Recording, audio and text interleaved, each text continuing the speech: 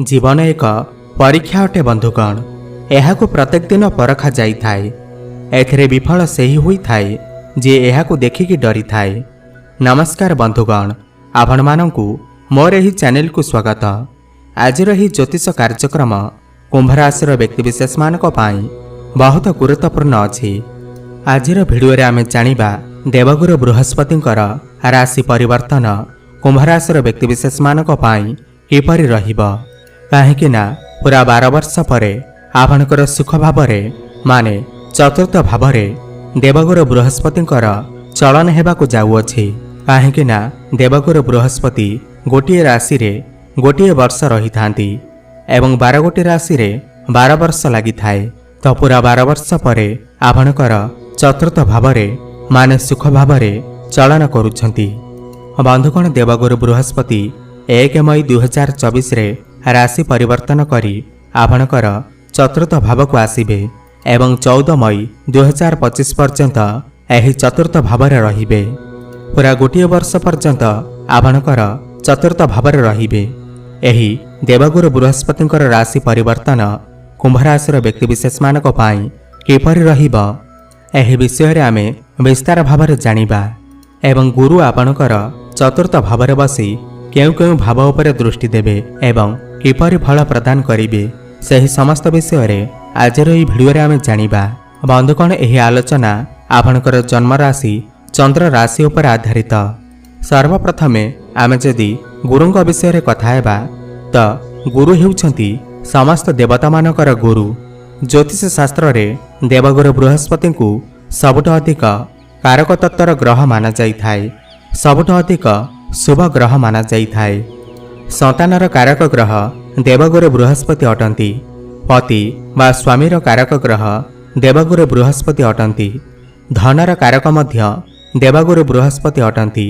उच्च शिक्षा ज्ञानर कारक मध्य देवगुरु बृहस्पति अटंती। आपणकर भाग्यर कारक मध्य देवगुरु बृहस्पति अटंती।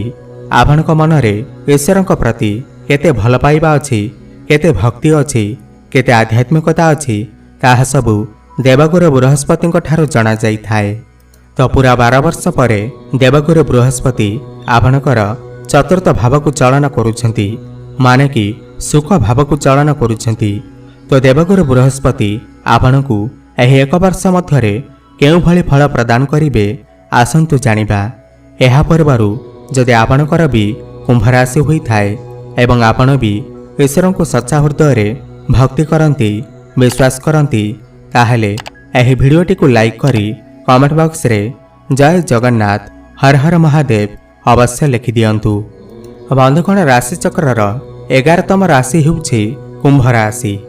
बंधुगण, 1 मई 2024 ठारू देवगुरु बृहस्पति आपणकर राशि रु चतुर्थ भावर चलन करिवे एवं चतुर्थ भाव होई थाए समस्त सुख सुविधार भाव। जेते भी सुख सुविधा थाउ ताहा सबु आपणकर चतुर्थ भावर देखा जाई थाए। प्रॉपर्टीर सुख हेउ, वाहन सुख हेउ किंबा मांकर सुख मध्य चतुर्थ भावर देखा जाई थाए। बंधुगण, देवगुरु बृहस्पति आपणकर राशि रे धन एवं लाभ भावर अधिपति। धन एवं लाभ भावर अधिपति होई करी देवगुरु बृहस्पति आपणकर चतुर्थ भाव को चलन करुछंती। एहा बहुत भल आपणक पाई। बंधुगण, एही समय मध्यरे आपणकर सुखरे वृद्धि हेबा। आपणकर घर परिवार रे फाइनेंशियल ग्रोथ आसीबा। केवल आपणकर नुहे बरं आपणकर परिवार मध्यरे जेउ भी व्यक्ति किछि ना किछि इनकम करुछंती देखिबे एही समय मध्यरे तांकर किछि ना किछि बेनिफिट हेबा, तांकर ग्रोथ हेबा। आपण एही समय मध्यरे कोनोसी नुआ प्रॉपर्टी, जमी जमा किंबा नूतन वाहन इत्यादि किनि पारंती। कोनोसी बड़ जिनिस आपण क्रय करि पारंती। आगामी 1 वर्ष मध्यरे आपण किछि ना किछि बड़ जिनिस किनि पारंती। किंतु एठारे गोटिए कथा, गुरु एठारे शत्रुंकर घर को आसिछंती। एहार माने हेउछि आपण एही समय मध्यरे काहाकू अधिक विश्वास करंतु नाही। आपण काहा कथारे पड़ी किछि भूल करंतु नाही। तरबर होई कोनोसी निष्पत्ति नियंतु नाही। आपण काहाकू भी पैसा उधार दियंतु नाही। देवगुरु बृहस्पति चतुर्थ भावरे थिबारु आपणकर मां वर्तमान आध्यात्मिकता आड़क अग्रसर हेबे। आपणकर मां धर्म कार्य लिप्त रही पारंती किंतु तांकर स्वास्थ्य किछि समस्या देखा देई पारे। कोनोसी पेटजनित समस्या, गैस भली समस्या, डायबिटीज भली समस्या, बदहजमी भली समस्या एही भली छोट मोट समस्या देखा देई पारे। एथिप्रति आपण टिके ध्यान देबे। गुरु आपणकर चतुर्थ भावरे बसी आपणकर अष्टम भाव को देखुछंती। एह समय मध्यरे आपणकर अष्टम भाव एक्टिव हेउछि। गुरुंकर दृष्टि शुभ दृष्टि माना जाई थाए, अमृत समान माना जाई थाए। अष्टम भाव को राशि चक्र रे बहुत भल माना जाई न थाए। जेहेतु गुरुंकर दृष्टि अष्टम भाव पर पड़ुअछि, आपण एही समय मध्यरे गाड़ी मोटर चलैबा बेले टिके सावधानता अवलंबन करंतु। आपण काहा उपरे भी अधिक विश्वास करंतु नाही एवं आपण निजर स्वास्थ्य टिके ध्यान दियंतु। एठारे देवगुरु बृहस्पति ना केवल आपणकर अष्टम घर को देखुचंती, ता सहित द्वादश घर को मत देखुचंती। अष्टम एवं द्वादश एही दुईटी घर खराब माना जाई थाए।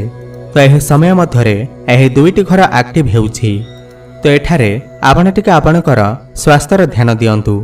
किंतु एही समय मध्यरे आपणकर ज्ञान बढ़िब, गुप्त ज्ञान बढ़िब। एही समय मध्यरे आपणक पछरे कोनोसी षडयंत्र होई पारे। एथिप्रति आपण टिके सतर्क रहिबे। कोनोसी व्यक्ति आपणको हैरान करि पारे, काहेकि ना देवगुरु बृहस्पतिंकर दृष्टि आपणकर अष्टम भाव को पड़ुअछि। गुरुंकर दृष्टि मध्य आपणकर दशम भाव उपर पड़ुअछि। यह बहुत भल अछि। बंधुगण, देवगुरु बृहस्पतिंकर तीनोटी दृष्टि थाए, 3, 5 एवं 7। तो गुरुंकर सप्तम दृष्टि आपणकर दशम भाव पर पड़ुअछि, जहाँ आपणक पाई बहुत भल अछि। बंधुगण, दशम भाव होई थाए आपणकर क्यारियर भाव, कर्म क्षेत्र भाव। तो यही समय मध्यरे आपणकर कर्म क्षेत्र रे बहुत बड़ा परिवर्तन आसवाक जाउअछि। जदि आपण कोनोसी मैनेजमेंट रो काम करूछंती किबा मैनेजर अछंती, काउंसलिंग रो काम करूछंती, आईटी सेक्टर रे अछंती, टेक्निकल रो काम करूछंती किबा कोनोसी बैंक इत्यादि रे काम करूछंती, तो आपणक पई एही समय बहुत भल अछि। आपणकर ग्रोथ हेब, आपणकु प्रमोशन मिली पारे। टीचिंग लाइन रे थिबा लोकमानको मध्य एही समय मध्यरे बहुत शुभफल प्राप्ति हेब। एही समय मध्यरे आपणकर ज्ञान बढ़ी जिव, आपणकर काम करिवार तरीका मध्य बदली जिव। काम कार्य थिबा समस्त टेंशन एबे दूर हेबाकु जाउअछि। काम कार्य थिबा समस्त द्वंद्व एबे दूर हेब। एवं जो माने बेरोजगार अछंती, कोनोसी चाकरी बाकरी नाही, तो सेमानकु नूतन चाकरी मध्य प्राप्ति होई पारे। एही समय मध्यरे आपणकर मैच्योरिटी लेवल मध्य बढ़ी जिव।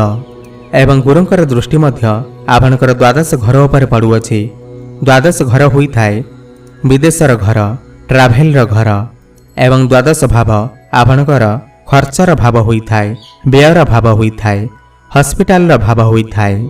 तो आपणकर द्वादश घर उपर बृहस्पतिंकर दृष्टि रहुछि, तो आपणकु शुभ अशुभ फल प्राप्ति हेब।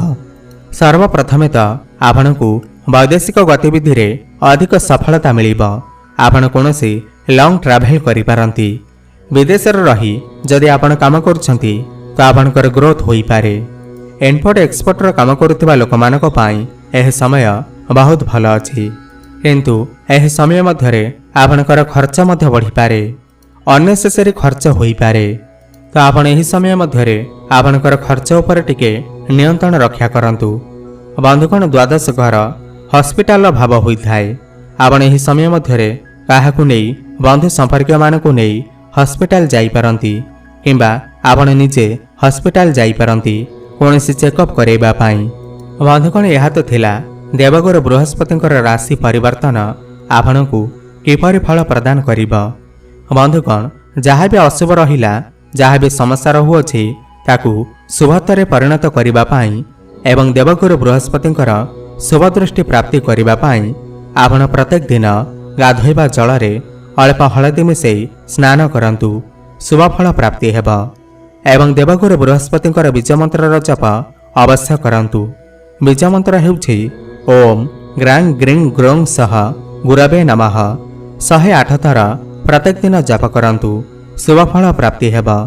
एवं प्रत्येक दिन केसर हलदीर चंदन मस्तकरे धारण करंतु। आपणकु गुरुंकर शुभ दृष्टि प्राप्ति हेबा सहित आपणकर भाग्यर उन्नति आसीब। ଆପଣଙ୍କର ଜୀବନ ମଙ୍ଗଳମୟ ହେଉ, ଏହା ମୋର ପ୍ରଭୁ ଜଗନ୍ନାଥଙ୍କ ନିକଟରେ ଏତିକି ପ୍ରାର୍ଥନା। ଧନ୍ୟବାଦ।